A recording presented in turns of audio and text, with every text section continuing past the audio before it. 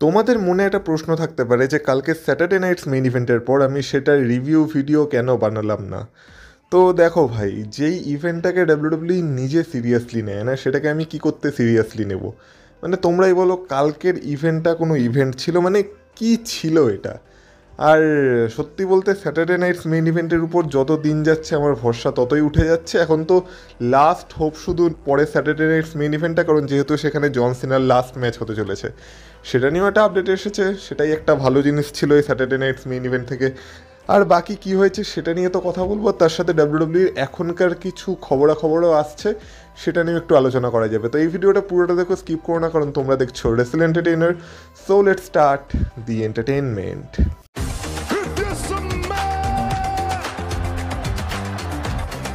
Acknowledge me. Acknowledge me. You there, sitting at home. Acknowledge me. সবার প্রথম কথা তো যে এখন একটু ডাব্লিউডাব্লিউ সিরিয়াস হয়ে যাওয়া উচিত, বিশেষ করে ট্রিপল এইচের তো আর একটু বেশি সিরিয়াস হয়ে যাওয়া উচিত। তার কারণ হচ্ছে ট্রিপল এইচ মনে করে না যে একটা ভালো শো দেবো, তারপর মানে অনেকগুলো বাজে শো দিলেও আমাদের ডাব্লিউডাব্লিউ চলে যাবে। সেটা হয়তো আর হবে না, কারণ দেখো যখন কোনো জিনিস নতুন নতুন আসে না, তখন সেটার উপর সবার মানে অনেক বেশি এক্সাইটমেন্ট থাকে, আর সেই কারণে সেটাকে অনেক বেশি কনজিউমও করে লোকে। যেমন যখন থেকে ভিন্স ম্যাকম্যান ডাব্লিউডাব্লিউ ছেড়ে চলে যাওয়ার পর ট্রিপল এইচ এসেছিল আর ডাব্লিউডাব্লিউতে কিছু নতুন জিনিসপত্র হওয়া শুরু হয়েছিল, তখন লোকজনও ডাব্লিউডাব্লিউর প্রতি একটু বেশি ইন্টারেস্ট দেখিয়েছিল। আর সেই কারণে ডাব্লিউডাব্লিউ তাদের অল টাইম বেস্টে ছিল, মানে টিকিট সেলিংয়ের দিক থেকে দেখতে গেলে। আর সেই সুযোগটাকে কাজে লাগিয়ে ডাব্লিউডাব্লিউ তাদের টিকিট প্রাইসও বাড়িয়ে দিয়েছিল। কিন্তু এখন মনে হচ্ছে সেই সব দিন ডাব্লিউডাব্লিউ পেছনে ছেড়ে এসেছে। তার কারণ হচ্ছে যে এই যে রিসেন্ট যে স্ম্যাকডাউনের এপিসোডটা হয়েছিল, সেটা নিয়ে একটা আপডেট এসেছে যে সেই এপিসোডে মোটে 4200 লোকের মতো এসেছিল। আর একটা ফটোও সামনে এসেছে, যেটা তোমরা এখন দেখতে পাচ্ছ, যে অর্ধেকের বেশি সিট প্রায় খালি ছিল। আর এইটা গত 4 বছরের স্ম্যাকডাউনের লোয়েস্ট অ্যাটেন্ডেন্স। এবার দেখো, টিভি রেটিংসের কেয়ার তো ডাব্লিউডাব্লিউ প্রথম থেকেই করতো না, কিন্তু এখন যখন তাদের মানে শো দেখতে লোকজনও আসছে না, এবার তাদের একটু সিরিয়াস হয়ে যাওয়া উচিত। আর তাদের বোঝা উচিত যে তাদের প্রোডাক্ট কতটা ডাউনগ্রেড হয়ে গেছে, আর এখন আর ইন্টারেস্ট পাচ্ছে না লোকে ডাব্লিউডাব্লিউ স্টোরি লাইন দেখতে। আর এটার থেকে যদি কিছু শিক্ষা নিয়ে ভবিষ্যতে একটু সিরিয়াস হয়, তাহলে আমি বলবো অনেক বেশি লাভ হতে পারে। কারণ দেখো, ডাব্লিউডাব্লিউ একটা ভালো স্টেজে আছে।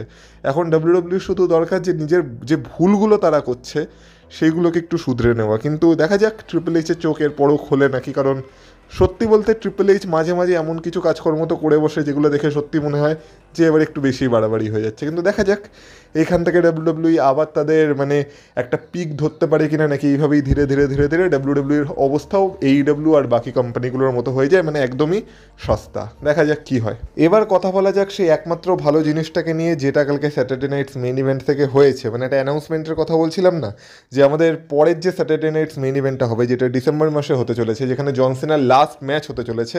তো সেটা কিভাবে হবে সেটা নিয়ে কালকে একটা ডাব্লিউডাব্লিউ অ্যানাউন্সমেন্ট করেছে। যে যেমন আমি তোমাদের কিছুদিন আগে একটা ভিডিওতে আপডেট দিয়েছিলাম যে এই মানে জন সিনার যে লাস্ট ম্যাচ হবে, এটার জন্য একটা টুর্নামেন্ট হতে পারে, আর সেই টুর্নামেন্টের যে বিজয়ী হবে সে আর কি জন সিনার লাস্ট অপোনেন্ট হিসেবে সামনে আসবে।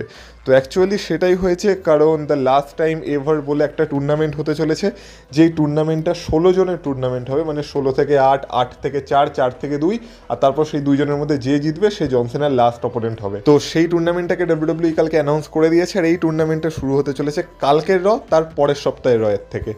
তো এই টুর্নামেন্টে যেমন জন সিনা নিজেই বলেছে যে থেকে সুপারস্টাররা থাকবে, স্ম্যাকডাউন থেকে সুপারস্টাররা থাকবে, এনএক্সটি থেকে সুপারস্টাররা থাকবে, এমনকি এমন সুপারস্টাররাও থাকবে যারা কিনা ডাব্লিউডাব্লিউতে কাজ করে না। এবার এই কথাটা শোনার পর অনেকে হাইপ আপ হয়ে গেছে, অনেকে ভাবছে তার মানে কি আমরা যে জন সিনা ভার্সেস এজের একটা লাস্ট ম্যাচের স্বপ্ন দেখেছিলাম সেটা সত্যি হতে চলেছে। কারণ এজ তো এই মুহূর্তে ডাব্লিউডাব্লিউতে কাজ করে না, হয়তো এজ ফিরে আসতে পারে। তো দেখো, সেইটা যদি হয় সেটা একটা ভালো জিনিস হবে বটে, কিন্তু আমার যেটা মনে হচ্ছে যে ডাব্লিউডাব্লিউর বাইরে যেসব সুপারস্টারের কথা বলছে আর কি ডাব্লিউডাব্লিউ, সেটা হচ্ছে টিএনএস সুপারস্টাররা। কারণ দেখো, টিএনএর সাথেই ডাব্লিউডাব্লিউর এরকম একটা ডিল আছে, বা খুব সম্ভবত আরও যদি আমরা ভেবে দেখি তাহলে ট্রিপলের যে সুপারস্টাররা, মানে যাদের সাথে ডাব্লিউডাব্লিউর মাঝে মধ্যেই ওই ওয়ার্ল্ডস কোলাইড হয়ে থাকে, তাদের মধ্যে কেউ হতে পারে যারা এই টুর্নামেন্টে পার্ট নিতে পারে। যেমন এক্সাম্পল দিলে জো হেনরি হতে পারে, মিস্টার ইগুয়ানা হতে পারে, এই টাইপের কিছু সুপারস্টার হতে পারে যারা কিনা ডাব্লিউডাব্লিউর বাইরে থেকে এই টুর্নামেন্টে পার্ট নিতে পারে, আমার যতদূর মনে হচ্ছে। আর আমার মনে হয় না যে এইডাব্লিউর কোনো সুপারস্টার বা এরকম বড় কোনো সুপারস্টার এই টুর্নামেন্টে অংশগ্রহণ করতে চলেছে বলে। যদি করে সেটা আমিও বলছি খুবই ভালো জিনিস হবে, আর যদি জন সিনার এজের ম্যাচ আমরা দেখতে পেয়ে যাই কোনোভাবে, তাহলে তার থেকে ভালো জিনিস আর কী বা হতে পারে। কিন্তু আমি বলবো আশা কম রেখো, এইসব জিনিস হওয়ার চান্স খুবই কম। কিন্তু যাই হোক না কেন, এই টুর্নামেন্টের যে ফাইনাল হবে তো সেটা তো জন সিনার লাস্ট ম্যাচ। এবার যতদূর রিউমার আসছে, আর রিউমার যেমন বলেছিল এই টুর্নামেন্টটা হবে, তেমন রিউমার এটাও বলেছিল যে এই টুর্নামেন্টের বিজয়ী গুন্থার হতে চলেছে, আর গুন্থার ভার্সেস জন সিনারই লাস্ট ম্যাচ হতে চলেছে। এবার সেটা যদি হয়, সেটার জন্য তোমরা কে কতটা এক্সাইটেড থাকবে আমি জানি না, কিন্তু এটা হওয়ার সম্ভাবনা অবশ্যই আছে, কারণ গুন্থারকে প্রমোতেও দেখানো হয়েছিল।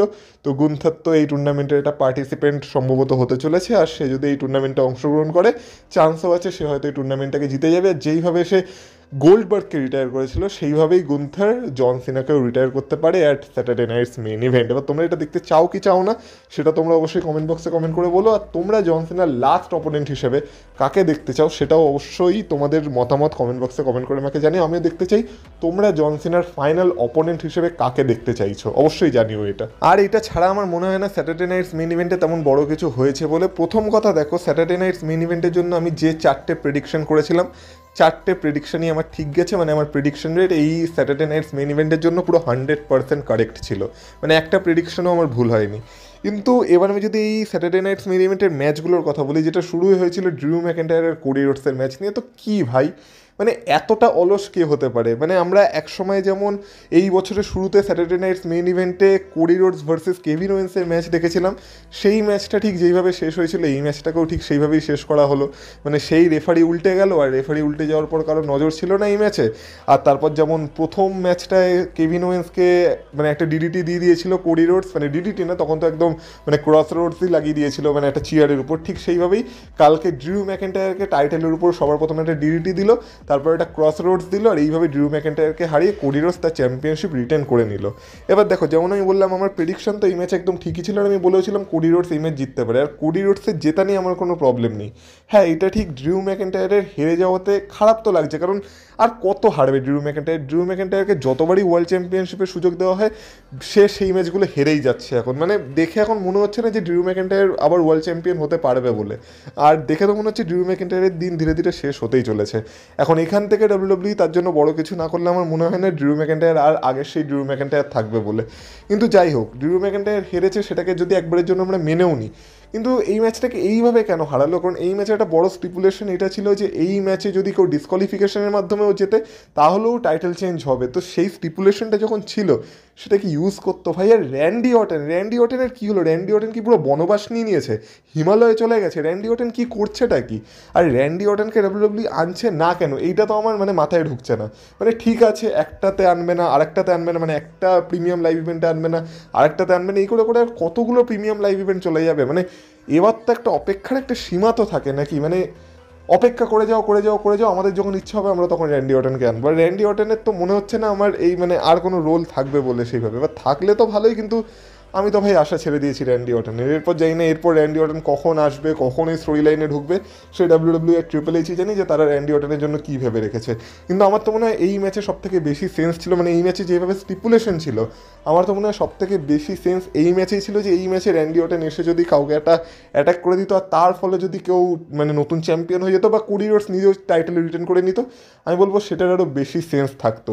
এইভাবে কোডি রোডসের ধীরে ধীরে একটা হিল টার্নকে টিজ করছে, যেটা তো না জানি কোন বছর থেকে করে যাচ্ছে, জবের থেকে মানে কোডি রোডস আবার চ্যাম্পিয়ন হয়েছে বা তার থেকে চ্যাম্পিয়নশিপ চলে গেছিলো একবার, তখন থেকে কোডি রোডসের ছোটো ছোটো হিল টার্ন ডাব্লিউডাব্লিউ টিজ করে যাচ্ছে, কিন্তু তারও কিছু হয় না।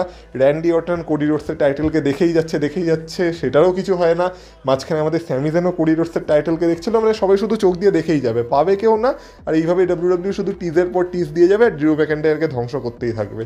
তো যাই হোক না কেন, এই ছিল প্রথম ম্যাচটা। তারপর যদি জেট কারগিল আর টিফিন স্ট্র্যাটনের ম্যাচের কথা বলা হয়, সেই ম্যাচটা নিয়ে আমার বেশি কোনো কমপ্লেন নেই, কারণ আমি এটা জানতাম যে টিফিন স্ট্র্যাটনের দিন শেষ হতে চলেছে আর জেট কারগিল এই ম্যাচটা জিতবে। যেখানে তার হিল টার্ন হয়েছে সেখানে তার হারার তো কোনো প্রশ্নই ওঠে না, আর যেইভাবে হেরেছে সেইভাবে হারাটাও মানায়, কারণ ওটা জেট কারগিল ভাই। আর জেট কারগিলের যখন একটা ক্যারেক্টার চেঞ্জ হয়েছে আর তাকে যখন ডমিনেটিং দেখাচ্ছে তখন এরকম ডমিনেটিং ওয়েতেই তাকে জেতানো দরকার ছিল, যেটা করেছে, যেটা আমি বলবো ঠিক আছে। মানে টিফিনি স্ট্র্যাটন এই ম্যাচে বেশি কোনো সুযোগ পায়ওনি, মানে একটা দুটো সুযোগ পেয়েছিল কিন্তু তাতেও জেড কার্গিলের কিছু হয়নি। আর আলটিমেটলি জেড কার্গিল পুরো ডমিনেটিং ওয়েতে টিফিনি স্ট্র্যাটনকে ডমিনেট করে পরপর দুটো ফিনিশার লাগিয়ে এই ম্যাচে জিতে গেছে আর নতুন ডাব্লিউডাব্লিউ ওমেন্স চ্যাম্পিয়ন হয়ে গেছে।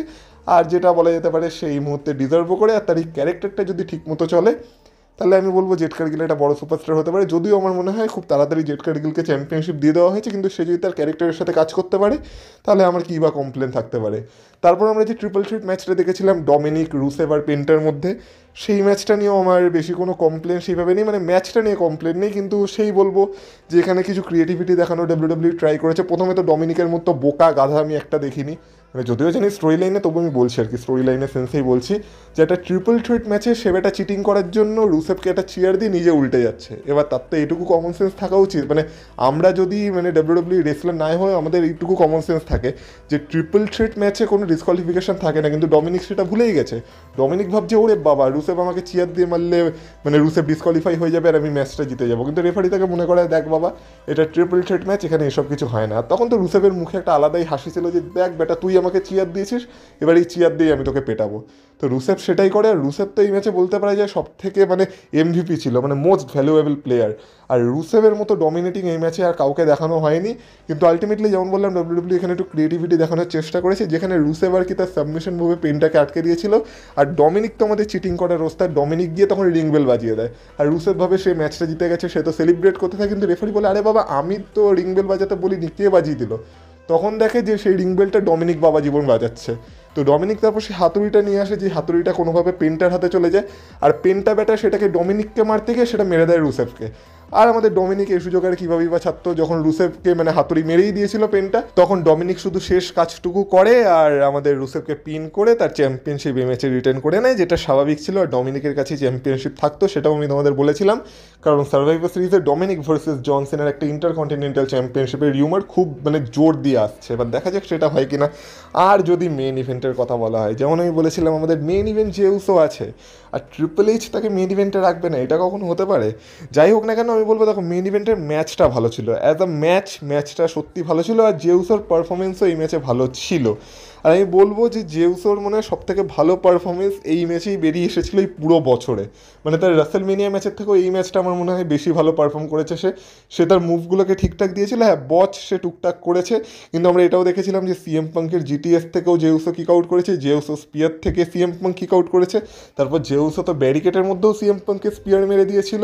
তো লাস্টে আমরা দেখতে পাই যেইভাবে গান্থারকে জেউসো হারিয়েছিল সেইভাবে জেউসো সাবমিশন মুভে জেউসো সিএম পাঙ্ককেও আটকে দিয়েছিল, কিন্তু সিএম পাঙ্ক সেখানে সাবমিট করে না, সিএম পাঙ্ক উল্টে সেটাকে কাউন্টার করে, আর লাস্টে আরেকটা জিটিএস খাওয়ার পর জেউসো আর এই ম্যাচে কিছু করতে পারে না, আর একটা অসাধারণ ম্যাচের পর CM punk ultimately world heavyweight champion হয়ে যায়। কিন্তু যেহেতু এটা ডাব্লিউডাব্লিউ প্ল্যান ছিল না, তাই দেখে মনে হলো যে স্টোরিটা যেন সেইভাবে কমপ্লিট হলো না, মানে একটা যে ইমোশনাল ফ্যাক্টর থাকে না, সেটা কোথাও একটা মিসিং ছিল এখানে। কিন্তু যাই হোক না কেন আলটিমেটলি সিএম পাঙ্ক এখান থেকে আমাদের নতুন চ্যাম্পিয়ন হয়ে বেরিয়েছে, আর এবার স্টোরি লাইনটা কোন দিকে যায় সেটা দেখো ইন্টারেস্টিং হবে। আমার প্রেডিকশন এই ম্যাচের জন্য ঠিক ছিল যে সিএম পাঙ্ক এই ম্যাচে নতুন চ্যাম্পিয়ন হয়ে যাবে, কিন্তু জেউসোর রিয়াকশন এই ম্যাচের পর দেখার মতো ছিল, কারণ জেউসো তার ইনস্টাগ্রামে একটা স্টোরি পোস্ট করে যেখানে আর কি সে হতাশ হয়ে বসে আছে আর সে সিএম পাঙ্ককে সেলিব্রেট করতে দেখছে, আর তার ক্যাপশনে সে লিখেছে ইউ অল উইন, মানে তোমরা সবাই জিতে গেছো, তারপর একটা মিডিল ফিঙ্গারের ইমোজি। মানে এখানে সে দর্শকদের উদ্দেশ্যেই বলছে যে সবাই তো জেউসোকে এত হেট করছিল, সবাই বলছিল জেউসোর দ্বারা কিছু হবে না, তারাই জিতে গেছে আর কি, জেউসো হেরে গেছে। আর দেখে মনে হচ্ছে জেউসোর যে ফ্রাস্ট্রেশন, এখান থেকে জেউসো তার ক্যারেক্টার চেঞ্জের একটা হিন্ট দিচ্ছে, মানে জেউসোরও খুব তাড়াতাড়ি একটা হিল টার্ন হতে পারে, বা সে দর্শকদের উপর খুব তাড়াতাড়ি টার্ন করে যেতে পারে, যেহেতু দর্শকরা তাকে আর সাপোর্ট করছে না। তো এই একটা ছোট টিজ জেউসো তার ইনস্টাগ্রামে দিয়ে দিয়েছে। আর ইনস্টাগ্রামের কথা যখন হচ্ছে তখন আমাদের সিএম পাঙ্ক বা সোশ্যাল মিডিয়ায় পেছনে থাকবে কি করে, সিএম পাঙ্ক একটা ফটো পোস্ট করেছে যেখানে আমরা এই যে চারজনকে দেখতে পাচ্ছি স্ক্রিনে, এই চারজনই একসময় এইডব্লিউতে ছিল, আর এইডব্লিউ তাদেরকে শেষের দিকে খুব একটা পাত্তা দেয়নি, কিন্তু এই চারজনই তারপর ডাব্লিউডব্লিউতে এলো, আর এখন এই চারজনই চ্যাম্পিয়ন হয়ে গেছে।